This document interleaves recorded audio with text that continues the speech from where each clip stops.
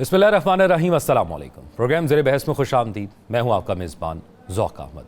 नाज़रीन, 27 अक्टूबर की तारीख़ जब भी नज़र से गुज़रती है तो एक तारीख़ याद आती है जिसको आज स्याह दिन के तौर पर याद किया जाता है।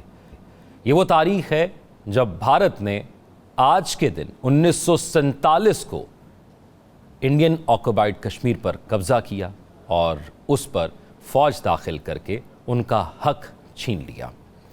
नाज़रीन, जब भी इस तारीख़ का जिक्र आता है तो बहुत से नारे गूंजते हैं कानों में जो रोंगटे खड़े कर देते हैं। वो नारे ज़ुबान ज़द-ए-आम हैं। वो कश्मीरियों की आवाज़ है जो कहते हैं, हम क्या चाहते आज़ादी, छीन के लेंगे आज़ादी, है हक हमारा आज़ादी, बुरहान बनोगे हाँ बनेंगे। और कुछ चीखें दिमाग में गूंजती हैं और वो चीखें उन माँओं की हैं जिनसे उनके बेटे छीन लिए गए, मेरी उन बहनों की हैं जिनकी अस्मत दरी की गई, उन बच्चों की हैं जिनको यतीम कर दिया गया और उन लोगों की हैं जिनको लापता कर दिया गया।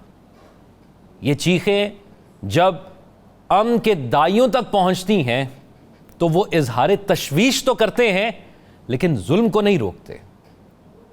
इंडिया मुख्तलिफ मौक़ों पर कोई एक दो टूरिस्ट स्पॉट दिखा देता है सोशल मीडिया पर और कहता है कि अमन व अमान है, लेकिन वहाँ पर जो इजहार को रोका जाता है, वहाँ पर जो सांस लेने को रोका जाता है, उस वादी को कर्फ्यू लगाकर जो नो गो एरिया बना दिया जाता है, जो लोग घरों में महसूर कर दिए जाते हैं, जिनको आवाज़ उठाने तक की इजाज़त नहीं दी जाती, उन पर कोई बात नहीं करता।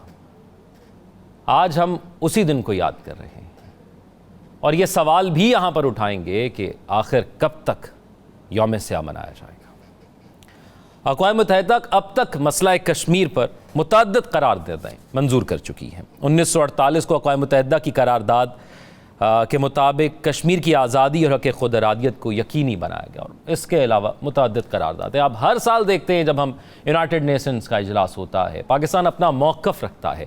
डोजियर के डोजियर उन लोगों को दे दिए जाते हैं जो ये दावा करते हैं कि हम मसाइल का हल निकालते हैं, हम मसाइल का हल निकालने के लिए बैठे हैं, आप हमारे पास आएँ। उनके पास हम जाते हैं, हमें कहा जाता है बैठे। इन करारदादों के बाद भी कहा गया बैठे, फ्रंट रो में बैठे, हम आपकी बात सुनते हैं, आपका मामला हल कर देते हैं। और फिर उठाकर आखिरी सीट पर बैठा दिया गया और फिर हमें बोलने की भी इजाज़त नहीं दी गई। मामले का हल क्या है, इस पर बात करेंगे। नजम साकिब साहब हमारे साथ मौजूद हैं, राव मौजूद हैं, साकिब बशीर साहब मौजूद हैं। नजम साकिब साहब, उस वक्त के हालात और क्या इस वक्त के हालात के अंदर फ़र्क है, या हमारी कोई पोजीशन बेहतर हुई, या ये जो करारदादें जो वहाँ पर एक फ़ाइल की सूरत में कहीं ना कहीं पड़ी होंगी, क्या वो किसी तरह वो फ्रंट फाइल के तौर पर सामने आ सकती हैं या आई? जी शुक्रिया ज़ौक़। देखिए, पाकिस्तान का जो मतमा नज़र है कश्मीर के मसले पे, एक शेर सुनाते हैं आपको। एक पाकिस्तानी शायर का शेर है और उसमें आपको वो तकलीफ़ भी नज़र आएगी। ये यूनाइटेड नेशंस का आपने ज़िक्र किया है कि वो अपनी ज़िम्मेदारियां पूरी नहीं कर रहा, सिक्योरिटी काउंसिल ख़ास तौर पे। अक़वाम आलम जो हैं वो ख़ामोश हैं। और एक पाकिस्तानी शायर जो है वो जब मकबूजा कश्मीर की सूरत हाल देखता है तो वो क्या कहता है, मेरे वजूद का हिस्सा है वादी कश्मीर, मेरे वजूद का हिस्सा है वादी कश्मीर, ये मेरा कर्ज़ है लेकिन वसूल कैसे हो। ये एक पाकिस्तानी शायर का मैंने आपको बताया जिसने पूरे का पूरा जो कश्मीर का मसला कि वो क्या था क्या नहीं था, वो सारे का सारा दरिया को कूज़े में बंद कर दिया। आपने जो सवाल पूछा है कि उस वक्त और इस वक्त, तो क्विकली ज़रा देख लेते हैं। देखिए, इस वक्त जो सूरत हाल है ना, वो तमाम हदूद पार हो चुकी हैं जो कि इंसानियत की तारीख़ में जब जुल्म व बर्बरियत की बात होती है तो जो हदें पार होती हैं।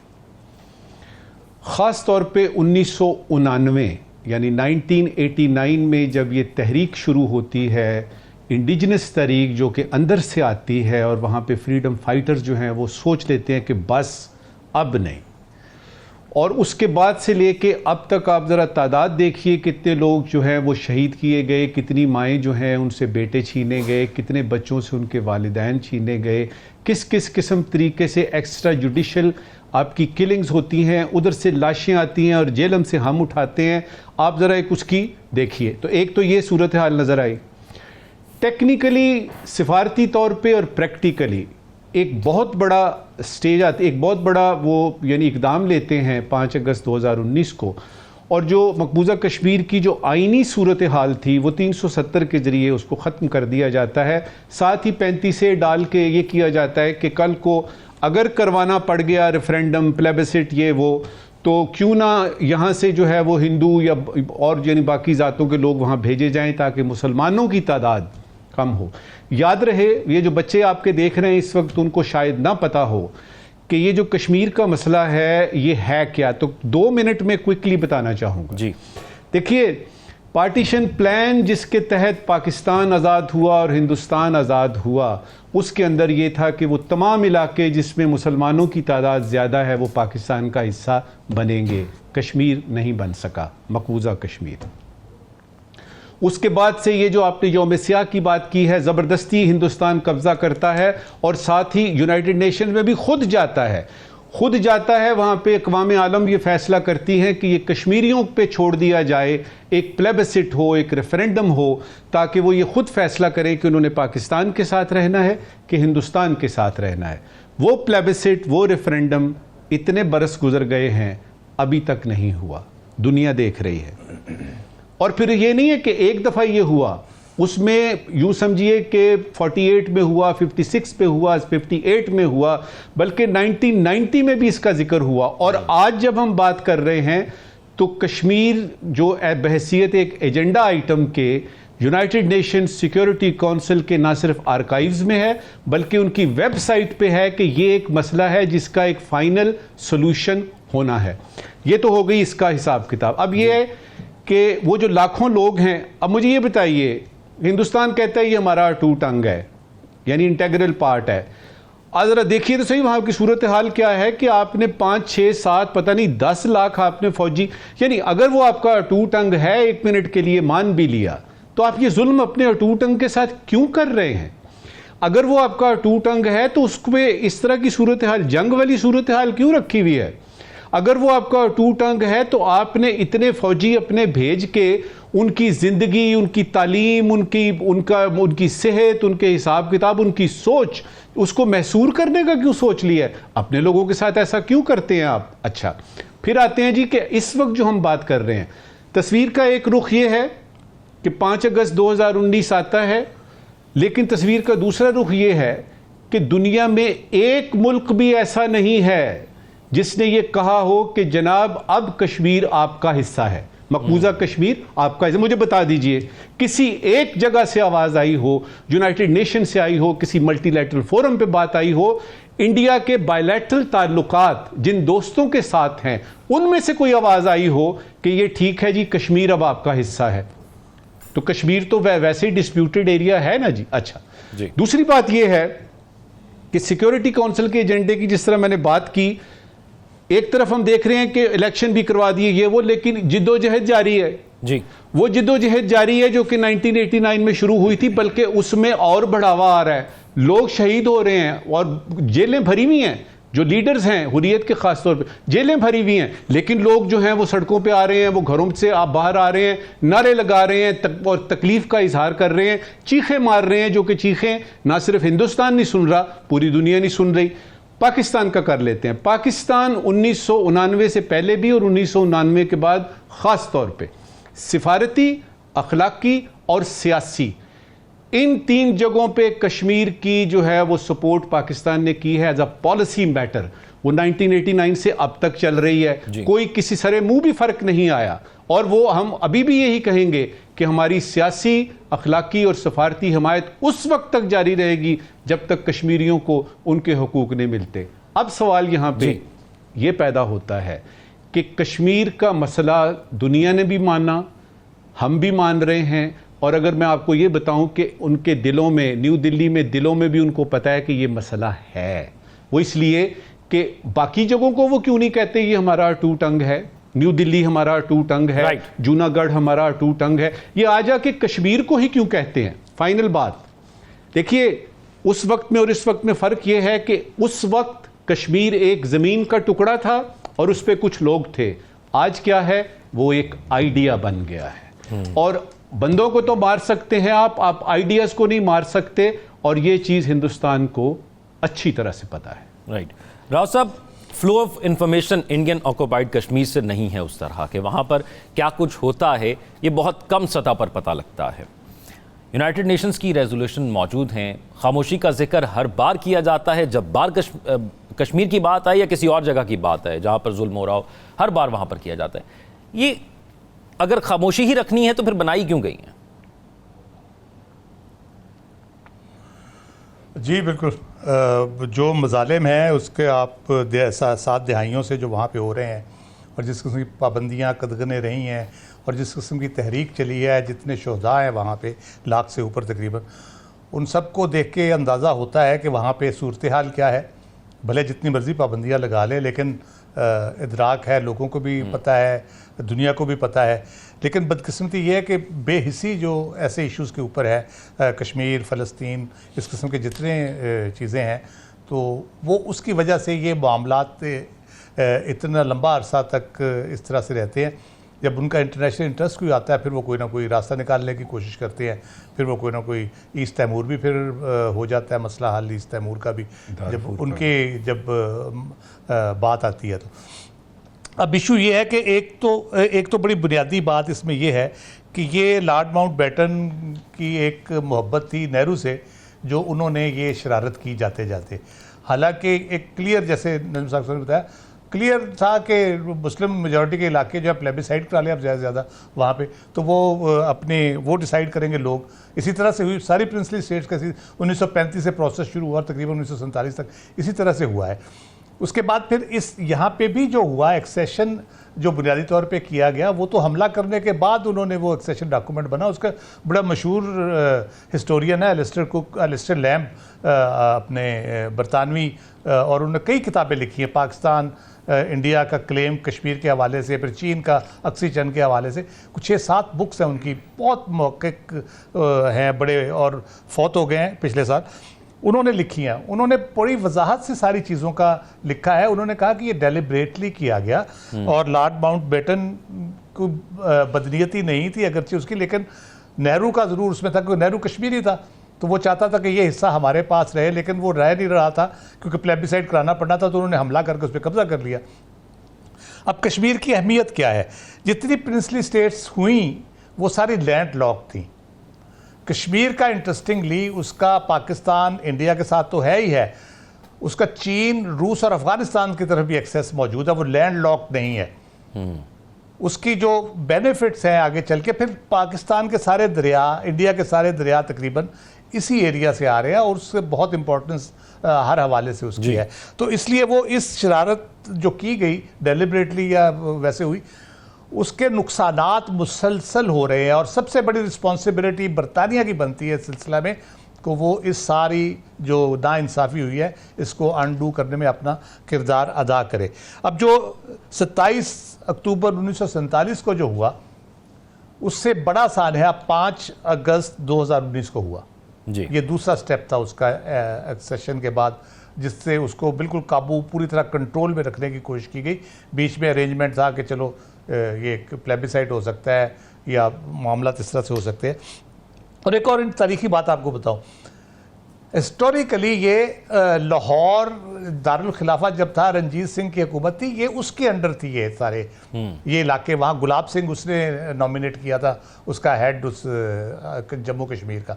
तो ट्रेडिशनली भी ये लाहौर के साथ उसका ज़्यादा है बजाय किसी और तरफ हो। फिर गुरदासपुर को इसी तरह मुस्लिम अक्सरियत का था, उसको नहीं दिया गया क्योंकि वहाँ से रास्ता जाता था कश्मीर का। तो शरारत उसमें बहरहाल आपको नज़र आती है।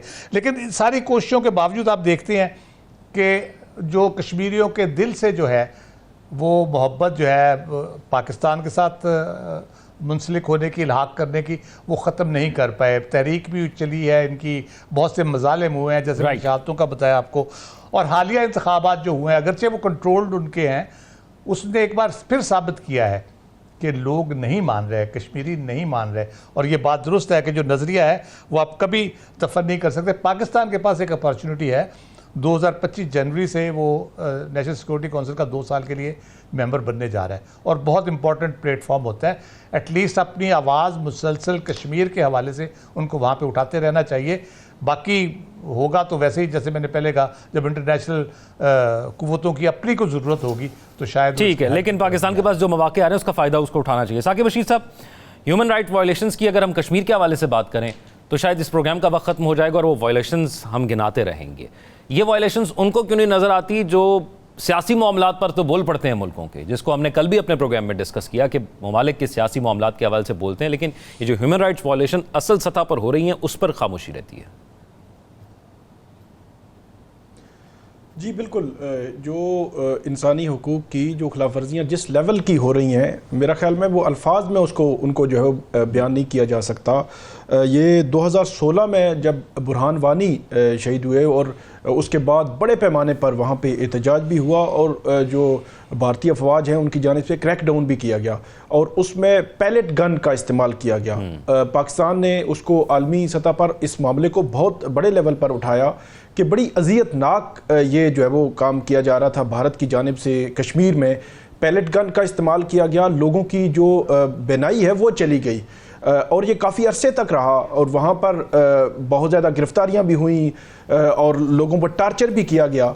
लेकिन इसके बावजूद भारत जो कुछ कश्मीर में कर रहा है, इस पर अगर हम जो आलमी तंजीमें हैं उनकी बात करें, ह्यूमन राइट्स वॉच है या एमनेस्टी इंटरनेशनल है, दीगर जो आलमी तंजीमें हैं वो रिपोर्ट्स देती हैं, बात करती हैं और उसमें जो मुख्तलिफ रिपोर्ट्स में पढ़ रहा था, उस रिपोर्ट्स में जो उन्होंने जो कैटेगरीज जो बयान की उसमें अगर हम देखें तो मावराए अदालत कत्ल भी हैं, जबरी गुमशुदगियाँ भी हैं, इसके अलावा टार्चर करना, जाली मुकाबले, कत्ले आम, इज्तमाही कब्रें, जो कारोबार थे वहाँ पे कश्मीरियों के उनको नुकसान पहुँचाना, इसके अलावा वहाँ पे ये सारे काम, ये सारी रिपोर्ट्स में ये जिक्र होता है। आलमी सतह पे जो तंजीमें काम कर रही हैं ह्यूमन राइट्स के हवाले से उनकी रिपोर्ट्स में, लेकिन इसके बावजूद जो 5 अगस्त 2019 को किया, जिस तरह नजम साकिब साहब ने कहा कि इसको पूरी दुनिया में किसी ने एक्सेप्ट तो नहीं किया, किसी ने नहीं कहा कि कश्मीर जो है वो अब भारत का हो चुका है, लेकिन दूसरी जानिब इन्हीं ममालिक ने दुनिया भर में 5 अगस्त के बाद पाकिस्तान ने भी बहुत जो है वो आवाज़ उठाई और इसके मतलब इससे पहले जो है वो जितने इस तरह की इंसानी हुकूक की खिलाफ वर्जियाँ हो रही थी उसको डोजियर्स भेजे जाते रहे, लेकिन किसी मुल्क ने भी जो कुछ वहाँ पे हो रहा है उसको डायरेक्टली इंडिया को नहीं कहा कि वो भारत को कि जो कुछ वो कर रहा था 5 अगस्त 2019 के बाद जो कुछ हुआ उसकी भी मिसाल नहीं मिलती। जिस तरह राव साकिब साहब जो है वो राव खालिद साहब ने कहा कि जो 1947 के बाद जो 5 अगस्त 2019 को हुआ उसके बाद उस वक्त कोरोना भी था, इंटरनेट बंद, तमाम लीडर जो है उनको नज़रबंद कर दिया गया और एक लंबे अरसे तक वहाँ पे क्रैकडाउन भी रहा और इस किस्म के जो है वो इक़दामात होते रहे, लेकिन उस तरह नहीं आवाज़ें आई जिस तरह जो है वो आनी चाहिए थी दुनिया की जानिब से। पाकिस्तान का एक स्टांस रहा है, पाकिस्तान जो है वो कश्मीरियों की एक आवाज़ बना है, पहले भी आज भी बन रहा है और वो अक़वाम मुत्तहिदा की करारदादों के मुताबिक वो चाहते हैं कि कश्मीर का हल हो। पाक भारत जो ताल्लुकात है हमेशा से अगर वो आगे नहीं बढ़ सके तो उसमें दरमियान में सबसे बड़ी वजह जो मसला कश्मीर है, जब तक मसला कश्मीर हल नहीं होता ये दोनों हमसाया जो ममालिक हैं या इनके ताल्लुकात जो है वो आगे नहीं बढ़ सके। हमेशा से कशीदगी भी रही, जंगें भी लड़ी गई, फिर जो बॉर्डर्स जो कंट्रोल लाइन पे जो सिचुएशन होती है गाय बगाई होती रही, अब उसमें कुछ अमन है, तो उसके पीछे भी कश्मीर मसला कश्मीर ही है। तो एक बहुत बड़ा इशू है जिसको रिजॉल्व होना चाहिए, एक बहुत बड़ा इशू इसको रिजॉल्व होना चाहिए और पाकिस्तान की जानिब से हमेशा कश्मीर की हिमायत पहले भी की गई जैसे आपने बताया, बिल्कुल ऐसा और की जा भी रही है और की जाएगी भी मुस्तकबिल में जब तक इस मसले का हल निकाला नहीं जा सकता। एक ब्रेक की जानिब बढ़ना है, ब्रेक के बाद वापस आते हैं तो कुछ सियासी मामलात के हवाले से बात करते हैं।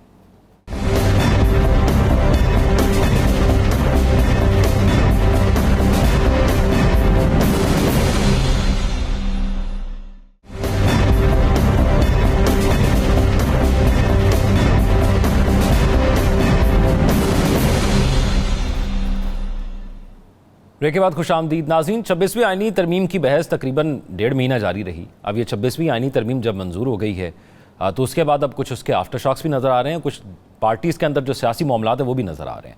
ख़ासतौर पर जब ये 26वीं आईनी तरमीम मंजूर हुई और उसके बाद चीफ जस्टिस का इंतखाब हुआ और वोट टेकिंग सेरेमनी हुई जस्टिस याहिया साहब की, तो वहाँ पर सीएम सिंध और बिलावल भुट्टो जरदारी साहब मौजूद नहीं थे, जिसके बाद ये सवाल पैदा हुआ कि क्या बिलावल भुट्टो जरदारी साहब का जो बयान था कि मंसूर अली शाह को वो चीफ जस्टिस देख रहे थे और यही उनसे कमिटमेंट हुई थी, तो क्या बिलावल भुट्टो जरदारी साहब नाराज़ हैं? लेकिन आज उन्होंने शहबाज शरीफ साहब से मुलाकात की है। उन्होंने कहा कि सियासी अमूर के हवाले से बात हुई है और फिर उसके बाद लाहौर में वो एक तकरीब के अंदर भी शरीक हुए हैं। राव खालिद साहब, ये क्योंकि मौलाना फजल रहमान साहब भी कह चुके हैं इस हवाले से और वो कह रहे हैं कि अब अगर 27वीं की बात की जा रही है तो हम मज़ाहमत करेंगे, हम मंजूर नहीं होने देंगे, और बिलावल साहब भी कह चुके हैं कि, और उस वक्त सबसे पहले बिलावल साहब ने एक इंटरव्यू में कहा था कि मैं मंसूर अली शाह साहब को चीफ जस्टिस देख रहा हूँ। तो अब आपको लगता है कि ये 26वीं आईनी तरमीम से इत्तेहाद जो था हुकूमती, ये भी खतरे में पड़ा?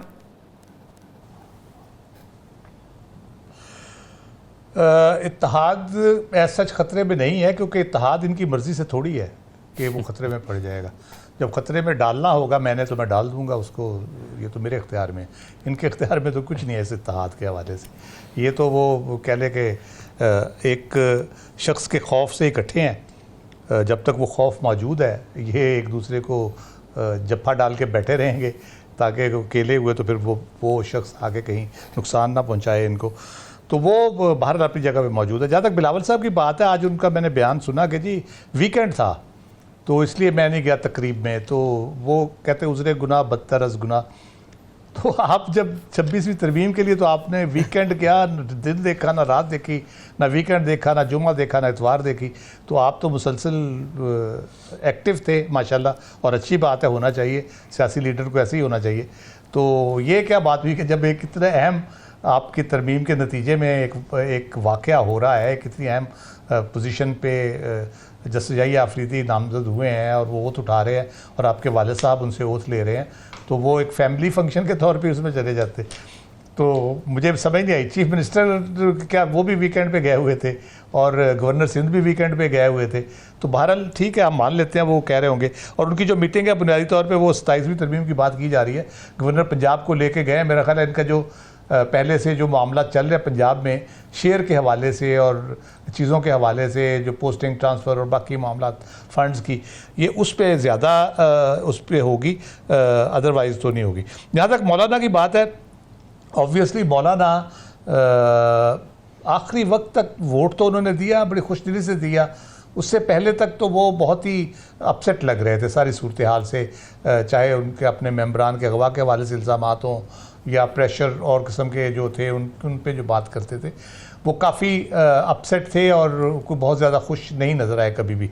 अभी भी वो मेरा ख्याल है कि ये जो नामजदगी हुई है उस हवाले से भी शायद जो कहा जा रहा है कि जो एक वोट खिलाफ़ किया है, 9 में से 8 लोगों ने हमायत की है, एक वो भी उन्हीं के कामरान मुर्जा साहब थे जिन्होंने मुखालफत की है और उन्होंने कहा है कि जी मंसूर अली शाह साहब को होना चाहिए। तो बहरहाल वो मौजूद है और वो दोबारा से इंतखाबात की बात कर रहे हैं और पार्लियामेंट को दोबारा से मेरा ख्याल है जाली समझना शुरू कर दिया उन्होंने, आसार तो यही दिखाई देते हैं। उसके अलावा बहुत सी चीज़ें जो आपको नज़र आ रही हैं, सियासी जो एक कह लें कि आफ्टर शॉक्स जिसको हमने लिखा है अपने स्लग में, वो बहरहाल मौजूद है। मैं 2-3 दिन पहले एक प्रोग्राम देख रहा था जिसमें यानी जिनको सियासी बैरोमीटर में कहता हूँ, कुछ लो पर्सनैलिटीज़ और कुछ इंसिडेंट्स ऐसे होते हैं, उन सियासी बैरोमीटर्स में गुजरात के चौधरी भी आते हैं, झेलम के चौधरी भी आते हैं और नई एंट्री उसमें फैसल वाडा साहब है। उसमें फैसल वाडा साहब और चौधरी फवाद साहब थे और उनकी जो कवाली थी ना, कवाली में कोई नेगेटिव टर्म में यूज़ नहीं कर रहा, कवाली में होता ही है कि एक बंदा सुर छोड़ता है दूसरा पकड़ता है उसको, तो वो दोनों जिस तरह से सिंक्रोनाइज करके वो सुर ताल मिला रहे थे और जो बातें कर रहे थे, उससे मुझे ये अंदाज़ा हुआ कि कोई सुनगुन इनको है कि शायद पीटीआई के लिए कुछ आसानियाँ पैदा हो रही हैं और चीज़ें हो रही हैं। और अभी जो रिसेंटली जो शुरू हुआ है इल्ज़ामात का सिलसिला बहुत अनफॉर्चुनेट है, जिस किस्म की गुफ्तगू और ज़ुबान इस्तेमाल की जा रही है उसमें सलमान अकरम राजा साहब और चौधरी साहबान के दरमियान, वो भी मुझे ठीक नहीं लग रही। तो वो लग ये रहा है। फिर एक और बड़ी इंपॉर्टेंट चीज़ है, चीफ जस्टिस ने ATC जो एंटी टेररिस्ट कोर्ट्स है उनके इंतजामी जजों का इजलास बुलाया और आपको पता होगा जितने केसेस हैं पीटीआई के, जो बलवे के, बाकी चीज़ें जो बाद में जलसो जुलूस के हवाले से, वो यही एटीसीज में हम 99% केसेस तकरीबन, ठीक, उनका इंतजामी इजलास बुलाया, वो भी एक बड़ी इंपॉर्टेंट डेवलपमेंट है। दूसरा, जलसों का ऐलान कर दिया पीटीआई ने, मेरा ख्याल दोबारा कोई रौनक लगाने जा रहे हैं। तो काफ़ी चीज़ें हो रही हैं, काफ़ी डेवलपमेंट्स हो रही हैं सियासी सतह पर। ये लेकिन ये पीटीआई के जो बयानात का आपने जिक्र किया, मैं ज़रा नजमू साकिब साहब से इस सवाल से जान लेता हूँ कि पाकिस्तान तहरीक इंसाफ का जो जिक्र अभी राव साहब किया कि इमरान खान की वजह से ये सारे इकट्ठे हुए हैं, लेकिन इमरान खान की रिहाई के हवाले से उनके वकला खुद सोशल मीडिया वेबसाइट्स पर लड़ रहे हैं, एक दूसरे को इन अल्फाज में जवाब दे रहे हैं। और ख़ासतौर पर फवाद चौधरी साहब बहुत एक्टिव हैं और उनके भाई ने मुलाकात भी की है फैसल चौधरी साहब ने इमरान खान साहब से, और उसके बाद फिर जो बयानात जिस तरह दिए और फिर कहा गया अंदर जिस तरह उन्होंने खान साहब को बताया कि किस तरह ये जलसों में मुनज़्ज़म नहीं कर सके, तो ये जो अंदरूनी इख्तलाफात अब बहुत खुलकर सामने आ रहे हैं, इस सूरत में क्या जलसे कर पाएगी पाकिस्तान तहरीक इंसाफ, या मुनज़्ज़म हो पाएगी, या कोई प्रेशर बना पाएगी? और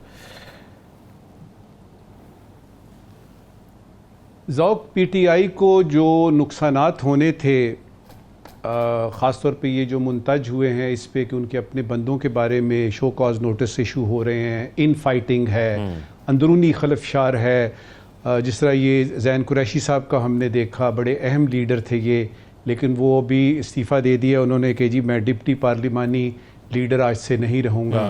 फिर हम देख रहे हैं कि फैसल चौधरी साहब जो हैं वो क्लीन बोल्ड होते हुए हमें नज़र आए। आज आके हमें यही पता लगा कि जो भी सेनेटर फैसल वाडा साहब कह रहे हैं वैसे ही हो रहा है।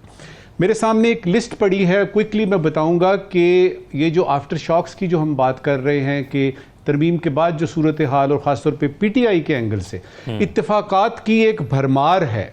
देखिए, इत्तेफाक से मौलाना साहब जो पहले खिलाफ थे वो आखिर में मान गए, इत्तेफाक से ज़ैन कुरैशी साहब जो हैं वो मुस्ताफ़ी हो जाते हैं, इत्तेफाक से ही फैसल चौधरी साहब क्लीन बोल्ड हो जाते हैं, इत्तेफाक से बुशरा बीबी रिहा हो जाती हैं और ख़ान की जो हमशीरान हैं वो भी रिहा हो जाती हैं इत्तेफाक से तरमीम के बाद ख़ान की तरफ से कोई सख्त सुस्त बात सुनने को नहीं मिली। इत्तेफाक से पीटीआई का आपस में जो इत्तेफाक था उसमें निफाक नज़र आना शुरू हो गया, जिसका मतलब ये है कि जो ज़्यादतियाँ इनके साथ होनी थी हो गई, जो नुकसान होना था हो गया, शायद बेहतरी की तरफ जा रहे हैं। अब ये भी इत्तेफाक है कि एहतजाज की कोई संजीदा कॉल अभी तक हमें नज़र नहीं आई, बातें हो रही हैं संजीदगी से। ये भी इत्तेफाक की बात है कि अली मीन गंडापुर साहब आखिरी 1 घंटे में वो जो हलफ बर्दारी की तकरीब थी उसमें पहुंच जाते हैं इत्तेफाक से फैसल वाडा की सारी बातें सच साबित हो रही हैं। अमेजिंग फैक्ट कि फैसल वाडा साहब जो कहते हैं वो इत्तेफाक से ठीक हो जाता है। इत्तेफाक से अब ये आखिरी 2-3 इत्तेफाकात हैं जी। इत्तेफाक से मौलाना साहब जो बातें कर रहे थे 26वीं तरमीम से पहले, उन्होंने वही बातें शुरू कर दी हैं 27वीं तरमीम से पहले कि ये नहीं मानेंगे वो नहीं मानेंगे। ये सारे इत्तेफाकात मुझे ये सारे इसमें नज़र आए। लिहाजा ये बईदस कयास नहीं कि इत्तेफाक से 27वीं तरमीम आ जाए और वो इत्तेफाक से मंजूर भी हो जाए। अब पीटीआई की आपकी बात इस वक्त की आखिरी करूंगा। पीटीआई के साथ ये जो अप्स एंड डाउन्स हैं, ये जो क्रस्ट एंड टर्फ बन रहे हैं, नशेबो फराज बनते नज़र आ रहे हैं हमें, उसने बहुत सारी चेमगोइयाँ जो है उनको जन्म दिया है, बहुत सारी साजिशी थेरियाँ जिसको हम कहते हैं ना, यानी कोई ऐसी चीज़ कर देनी कि हाँ भाई ये भी होने वाला है वो भी होने वाला है। मेरा तज्जिया ये कहता है कि कुछ भी नहीं होने वाला, जो होना था वो हो चुका। बीबी का रिहा होना या बहनों का रिहा होना मकसद नहीं था। अगर तो आपको कल को पता लगे कि यास्मीन राशिद को रिहा कर दिया है, या कल को आपको पता लगे कि खान साहब बाहर आ रहे हैं, तो फिर मैं कुछ सोचने पे मजबूर हूंगा कि हाँ भाई कुछ होने वाला है। मेरे नज़दीक ये जो इतनी बड़ी चीज़ हो गई, तरमीम हो गई, और उसके बाद से किसी किस्म की, और उसमें सारे के सारे यानी सारे के सारे शामिल थे। एक शायद बीच में अख्तर मैंगल था, उसके भी 2 सेनेटर जो हैं वो यानी वहाँ मिलते हुए नज़र आए। इसका क्या मतलब है? इसका मतलब ये है कि ये जो सिस्टम इस वक्त डेवलप हुआ है ख़ास तौर पे तरमीम के बाद, वो सबको मिन हैसुल कौम कबूल है। और फिर उसके बाद याद रहे कि एक दिन तरमीम के बाद वज़ीर आज़म का एक बयान आया था जो हेडलाइन थी कि हम सब एक पेज पर हैं। अब जबकि तरमीम का जो है वो पहला हमने देखा कि जस्टिस याहिया अफरीदी जो है वो बन जाते हैं और इत्तेफाक से वो सारी बातें करते हैं ज़ौक जो कि हम तवक्को रखते थे उनसे, ये भी एक इत्तेफाक मेरे इन सारे इत्तेफाकात में शामिल कर लें। उन्होंने दिल खुश कर दिया है। साकिब बशीर साहब, इत्तेफाक से आपकी मुलाकात हुई कोई ऑफ द रिकॉर्ड? कुछ हमें बताएं, क्योंकि फैसल वाडा साहब, फवाद चौधरी साहब जैसे एक्टिव हुए हैं, राव साहब की बात में लगता है कुछ थोड़ा सा दम है कि फैसल वाडा साहब ने यह भी कह दिया कि अगर इमरान खान साहब मुझे बुलाएं तो मैं मुलाकात के लिए चला जाऊंगा। फिर फवाद चौधरी साहब बहुत एग्रेसिवली अब रिस्पॉन्ड कर रहे हैं चीज़ों को। अच्छा, एक इत्तेफाक का इजाफा मैं भी कर देता हूँ कि फैसल वाडा जो है, उन्होंने तकरीबन 6 महीने ये कहा था जनवरी 13 से पहले कि बल्ला जो है वो नहीं होगा निशानात में, पीटीआई का निशान बल्ला नहीं होगा। तो फिर उस पे मोहर हमने देखा कि चीफ जस्टिस काजी फाइसा ने लगाई, तो ये भी बड़ा इत्तेफाक था। ये सबसे बड़ा इत्तेफाक, वैसे छोटे मोटे इत्तेफाक है ना छोटी अदालतों में, तो उस पे सुप्रीम कोर्ट की मोहर लगी थी, तो ये सबसे बड़ा जो है वो इत्तेफाक था कि उन्होंने 6 महीने पहले बताया। इसके अलावा जो आप बात कर रहे हैं, जो बुशरा बीबी के जो केसेस हैं, 10 माह बुशरा बीबी जेल में रही हैं, तो उसको मेरा ख्याल है, और जो आखिरी केस था उनका, उसमें प्रोसिक्यूशन ने पूरा जोर लगाया कि उनकी ज़मानत ना हो। ज़मानत हो गई तो उसके बाद जो है वो इन्होंने, मतलब ये एक बहस निकली कि डील हो गई है और इस तरह की बातें। मतलब अमूमी तौर पर जो डील जिसको आप कहते हैं, सही तरीके से जो डील है वो, उसको अब जो भी नाम दें, मियाँ साहब जब वापस आए थे तो वो डायरेक्ट सुप्रीम हाई कोर्ट में पहुंचे थे, तो 5 मिनट में प्रोसिक्यूशन ने ये कहा था, नैब ने कहा था ये केस बनता ही नहीं है। मतलब जिस केस को उन्होंने 4-5 साल लगाए थे पूरे जोर से, उन्होंने कहा केस तो बनता ही नहीं है। तो इसको आप जो है वो उन अल्फाज में डाल सकते हैं।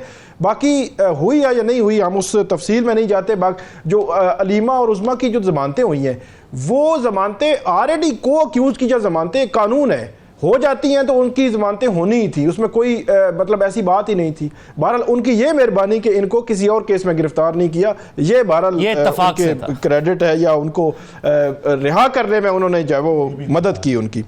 अब आते हैं अदालती महाज पे। सुप्रीम कोर्ट में कल चीफ जस्टिस जो है वो पहला अदालती उनका दिन होगा अदालत में बतौर चीफ जस्टिस। तो उन्होंने बड़े अहम जो है वो एक तो पॉइंट्स उठाए हैं। फुल कोर्ट बुलाई है, कल हमने इस पर बात कर ली थी। उन्होंने जो प्रैक्टिस एंड प्रोसीजर एक्ट में जो जस्टिस मंसूर अली शाह, जस्टिस मुनीब को इंक्लूड किया है, हुकूमत इससे बिल्कुल भी खुश नहीं है। हुकूमत कुछ और सोच रही थी, उनका प्लान ये भी था कि जैसे या शायद जो है वो कर देंगे, रिक्यूज़ कर देंगे, माजरत कर लेंगे, तो justice Aminuddin Khan chief justice आ जाएंगे, तो वो उन्होंने रिक्यूज़ भी नहीं किया और उसके बाद चीफ जस्टिस भी बन गए। फिर जस्टिस मंसूर अली शाह ने जो आखिरी दिन ख़त लिखा, उस ख़त पे राना सनौरा साहब ने कहा कि वो मतलब वो ना लिखते तो अच्छा होता। तो इसका मतलब है वो उनसे भी खुश नहीं है, लेकिन पहले दिन ही उन्होंने अपनी प्रैक्टिस एंड प्रोसीजर कमेटी में उनको इंक्लूड भी किया और उसका इजलास करके जो है वो बेंचेस भी बना दिए, मतलब उसको फाल कर दिया। इसके अलावा लाइव दिखाने के हवाले से वो तो बात ठीक है कि वो शफाफियत उसमें आनी चाहिए, लेकिन जो इंसदाद दहशतगर्दी अदालतों के इंतज़ामी जजेस हैं, उनको जो इंतज़ामी हेड हैं उनको बुलाया गया है, ये बहुत इंपॉर्टेंट है। राव साहब ने बात की कि पूरे मुल्क में या ख़ास तौर पर पंजाब में, इस्लामाबाद में 9 मई के केसेस 80 में है, और इस हवाले से एक बात हुकूमत भी करती है और मुख्तलिफ डिस्कशन होती है कि अदालतें जो है वो नहीं कर रही। बहुत हम जो है वो उसमें तफसील में गए तो मेरे ख्याल में काम लंबा हो जाएगा, लेकिन मैं मुख्तसरन बता दूं, उसमें सिर्फ अदालतों का मामला नहीं, प्रोसिक्यूशन भी वो केस आगे नहीं बढ़ा रही। फिर उसमें बहुत टेक्निकल वजूहात हैं, जिस केस में कई 100 मुलजिम हों, कई 100 गवाह हों, वो केस आगे बढ़ना जो है वो नामुमकिन होता है। फिर एक और जो बात है इंसदादी दहशतगर्दी अदालतों के हवाले से, या सुप्रीम जुडिशल काउंसिल का इजलास बुलाया, ये दोनों लिंक हैं। 6 जजेस ने उस वक्त खत लिखा था सुप्रीम कोर्ट को कि सुप्रीम जुडिशल काउंसिल के फोरम पे एक आप जो है वो बाकायदा तौर पर कोई ज़ाब्ता इखलाक बना दें, ताकि ये जो अदालतों के अंदर मुदाखलत वाला मामला है रुक जाए। इसी तरह सरगोदा के इंसदादी दहशतगर्दी अदालत के जज ने भी खत लिखा था। तो इसका लिंक उस लिहाज से भी आप जो है वो जोड़ सकते हैं कि क्योंकि जब हुकूमत ने यह काम किया कि जस्टिस मंसूर, जस्टिस मुनीब उनको माइनस किया और जस्टिस याया को ले आए, तो एक तासुर बुरा कि मुल्क भर में जो 4000 जजेस हैं, सुप्रीम कोर्ट के चीफ जस्टिस से लेकर मजिस्ट्रेट तक, सब जो है वो कंप्रोमाइज भी हो सकेंगे या उन पे कंट्रोल बढ़ेगा, उन पे प्रेशर बढ़ेगा। हुकूमत को उम्मीदें थी, जैसे आपने कहा भी है कि वो उस तरह जैसे याया इस हवाले से क्या कोई ज़ाब्ता इखलाक बनाते। एक ब्रेक की तरफ जाते हैं ताकि बशीर पर अहम मामला है उस पर फिर बात करते हैं एक ब्रेक बाद।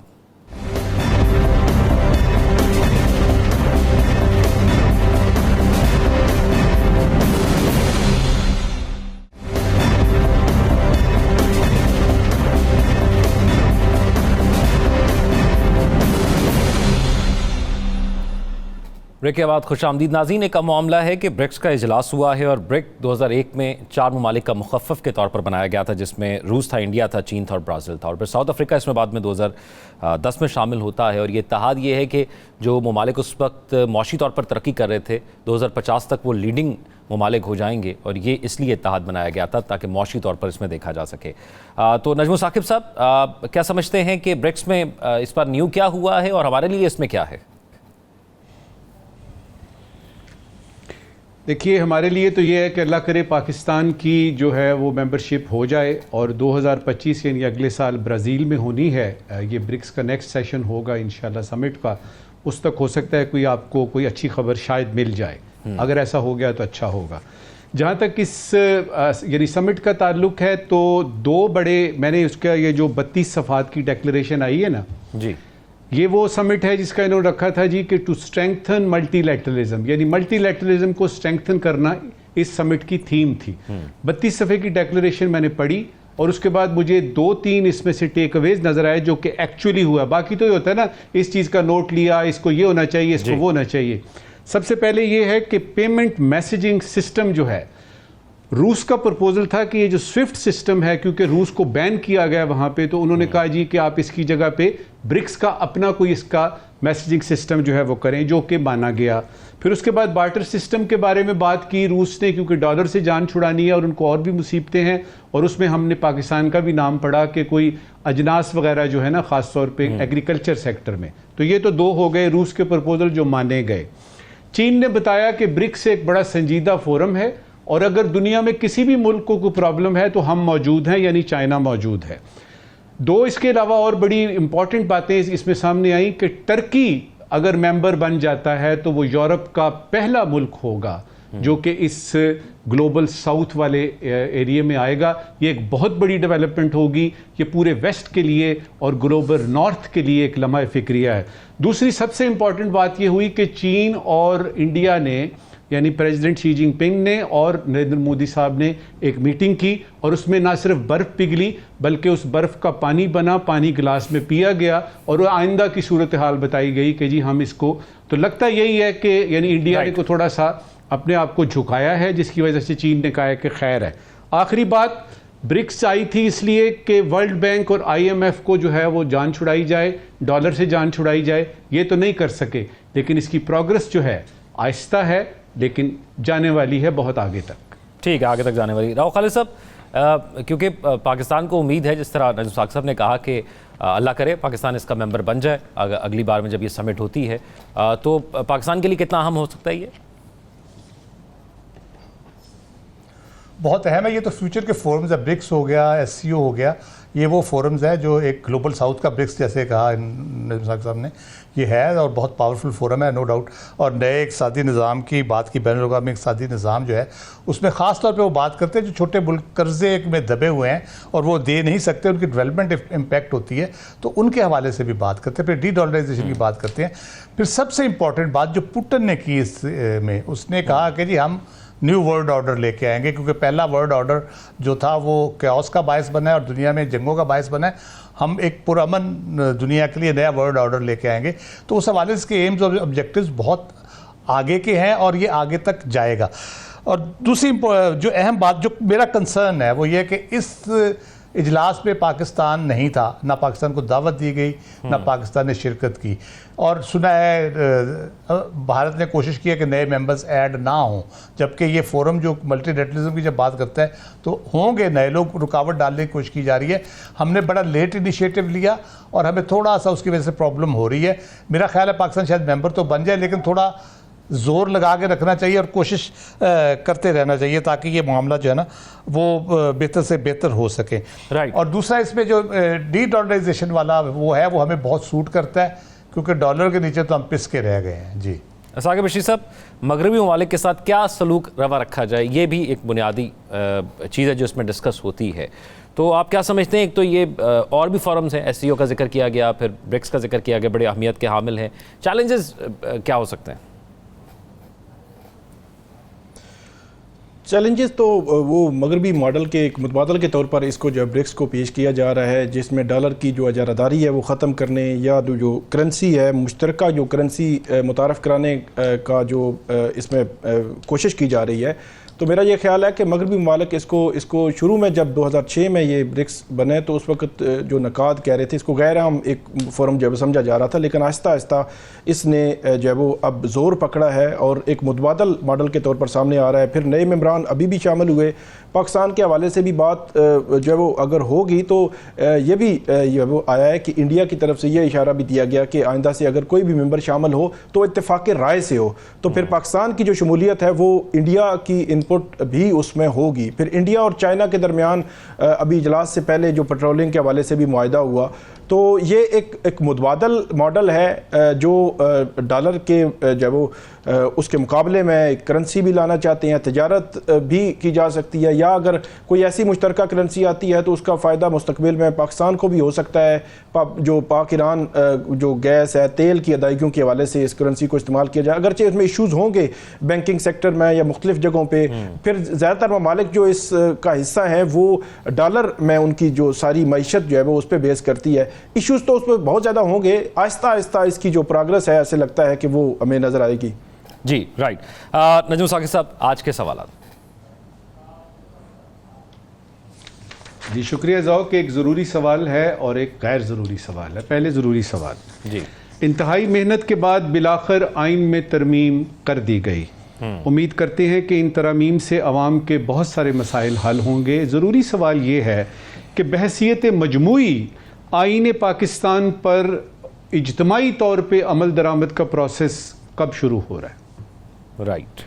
आज का गैर ज़रूरी सवाल, पाकिस्तान में सियासी पार्टियां कुछ ऐसा कर देती हैं कि फॉरवर्ड ब्लॉक उनका बनाना बड़ा ज़रूरी हो जाता है। अब जबकि आइनी तरामीम से ज़ाहिर हो गया कि हुकूमत को ऐवान में 2/3 अक्सरियत हासिल है, तो गैर ज़रूरी सवाल ये है कि क्या PTI में कोई फॉरवर्ड ब्लॉक बनाने की गुंजाइश रह गई है कि नहीं है? राइट। हमारे नाज़रीन सोशल मीडिया प्लेटफॉर्म इन ज़रूरी और गैर ज़रूरी सवालात और प्रोग्राम के हवाले से अपने फीडबैक से आगाह रखेंगे। अपना ख्याल रखिएगा। अल्लाह हाफ़िज़।